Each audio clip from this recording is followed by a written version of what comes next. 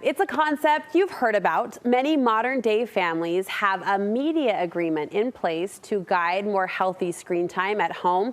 Experts back the idea, but my next guest sees one common issue: parents focusing on what they don't want for their kids instead of what they do want. Here to help us create an agreement that your child will actually agree to is therapist Kristen Hodson. Hi, Kristen, how you doing?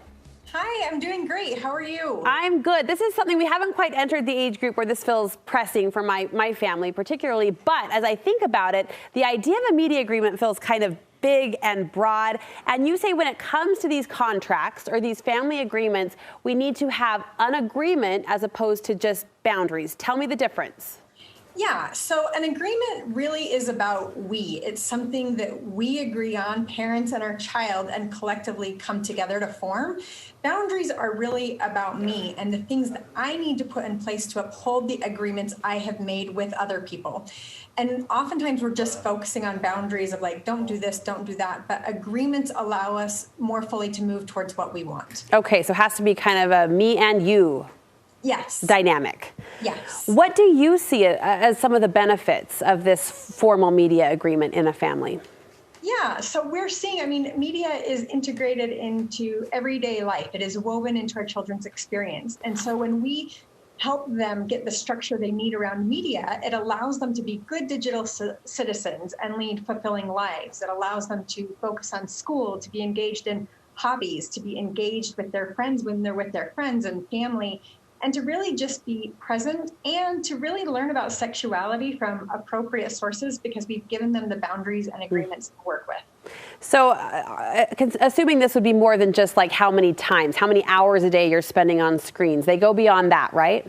Yes, it's not just a list of check boxes because they're going to encounter a variety of things that maybe don't match up with the do's and the don'ts. So what we want to do when we're looking for good media agreements is we really want to make sure it provides a clear vision. We want to give them the principles and help guide them so they can navigate the endless amount of circumstances that they're going to encounter. Okay.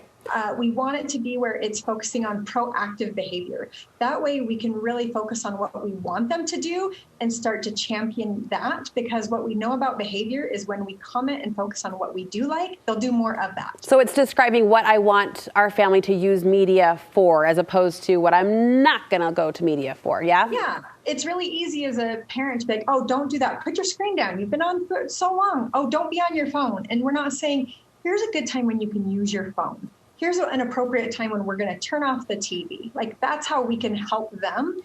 And when we're looking at agreements, we want to make sure they're evolving and the ability to grow as our family grows. Your kids will eventually grow and the circumstances around how you engage with media will be different. So we want to make these living documents, not poured in concrete. I love that. I love that. You also say a good media agreement promotes conversation. Yes, and this is the number one thing is you don't want to talk at your kids. When we're talking about what you do want to do as a parent, what you want to do is use it as an opportunity to talk with your children and form agreements that they may be like, but what about this? What about this? Great, let's talk about that and find something that you both agree on and you can hear more of their point of view. But you want to promote communication and connection. I don't think there's actually an age cutoff. It really is about the individual kid and the relationship and the way it's been set up. So yes, there will be a point where your child will say, you can't track me anymore if you track them. You can't go on my social media anymore. You can't, I feel bad when you read my texts. And, different parents have different styles of what they do. Ultimately, it's about the trust. Again, it boils back down to trust. So if your child is making good choices, doing well in school, whatever your family values that you care about, and they're saying to you and they're sending you signals to back off, I would back off. I would listen to them.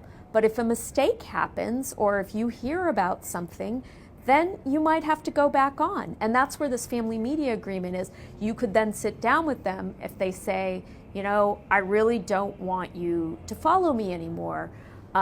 You can then say, okay, here's our agreement about that then. I won't follow you, but if something happens, I will follow you again.